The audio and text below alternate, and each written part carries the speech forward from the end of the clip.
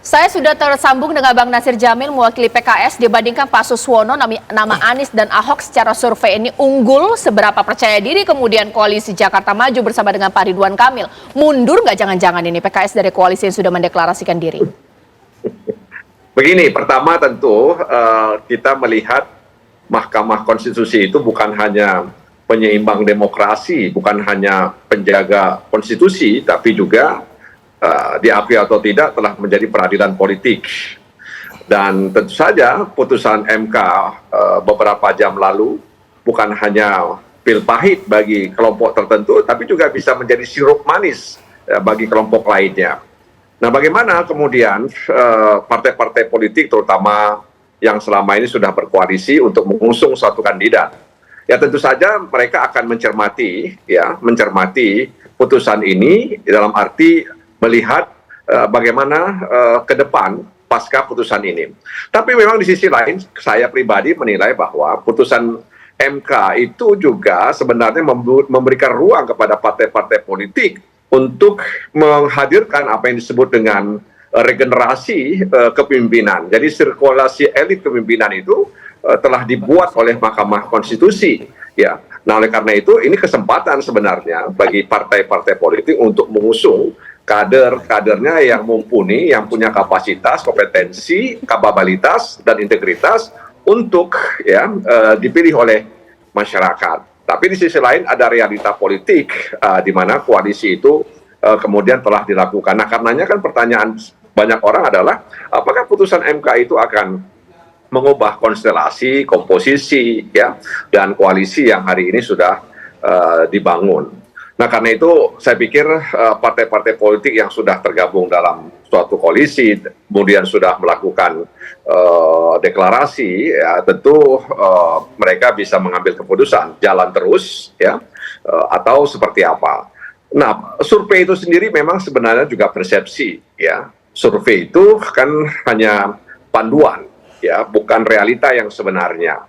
Ya, oleh karena itu, ketika misalnya ada seorang kandidat yang diusung, surveinya lebih rendah dari kandidat lain, ya tentu saja itu menjadi pekerjaan rumah bagi partai-partai pengusung untuk meningkatkan elektabilitas daripada kandidat yang mereka usung. Jadi sebenarnya ini kan juga sebenarnya bukan sesuatu yang luar biasa, yang menjadi luar biasa karena ada kontestasi di di DKI, di mana ada banyak partai. Kemudian ada yang tertinggal, ya saya tidak katakan ditinggalkan, ada yang tertinggal, ya. Kemudian ada putusan MK seperti angin segar, ya, bagi sejumlah partai politik untuk mengusung kandidat yang mereka akan usung nantinya. Jadi sekali lagi partai koalisi PKS misalnya ya tetap saja ya masih bersama dan saya pikir kita juga akan mencermati ini. Oke, baik. Sekarang saya ke Bang Hanta. Secara survei kan jelas di sini Mas Agung mengatakan bahwa ini bisa menjadi game changer, mengubah peta partai politik, peta politik karena memang secara survei nama-nama yang mungkin akan mengusung akan mengacaukan deklarasi yang saat ini sudah terjadi. Nama Ridwan Kamil, Pak Suswono.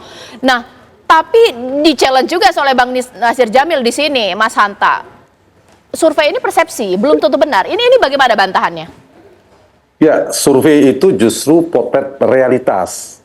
Jadi justru yang bisa dipertanggungjawabkan secara metodologi adalah survei. Selain dari terawangan-terawangan yang lain secara metodologi seperti quick count dan sebagainya, itu potret realitas tapi menggunakan metodologi. Karena kalau mau realitas sesungguhnya kita harus sensus semuanya. Nah, memang tidak selalu linier. Jadi sebelum kita bicara pada eleksi atau election, ada kandidasi. Yang sedang kita bicarakan pada malam hari ini adalah di fase kandidasi. Fase kandidasi ini adalah di wilayah partai politik yang baru sekarang dari syarat yang cukup berat 20%, termasuk PD Perjuangan tidak bisa mengusung di Jakarta, hari ini menjadi turun. Itu ceritanya kita fokus di situ. Jadi bukan kemudian berubah total, tidak. Nah, tadinya di Jakarta itu lawannya ada 3 opsi. Bagi katakanlah Kim Plus yang kemarin sudah mendeklarasikan Ridwan Kamil, ada 3 opsi lawan perseorangan. Ini adalah peta paling ringan bagi Ridwan Kamil. Data survei kami yang baru saja selesai itu jauh sekali. Bisa memenangkan dan kita bisa mengatakan Ridwan Kamil akan menjadi gubernur Jakarta.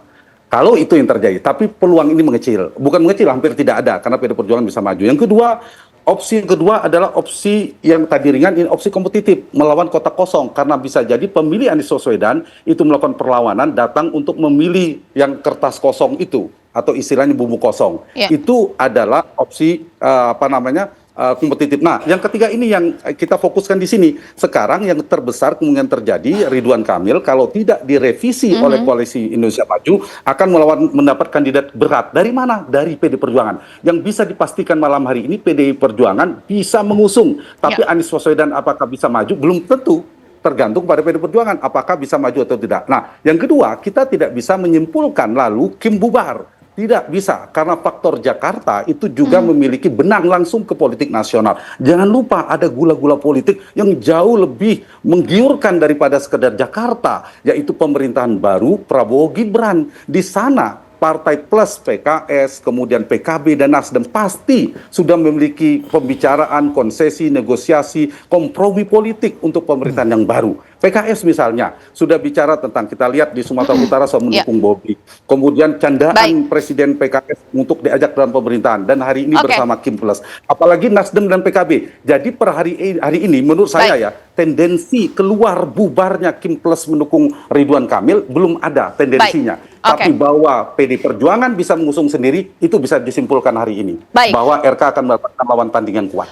Ya baik, sekarang saya ke Mas Uceng. Putusan MK sudah bisa diberlakukan secepatnya setelah hakim ketok palu, tapi perlukah kemudian ini dituangkan dalam PKPU baru bisa kemudian diberlakukan, Mas Uceng?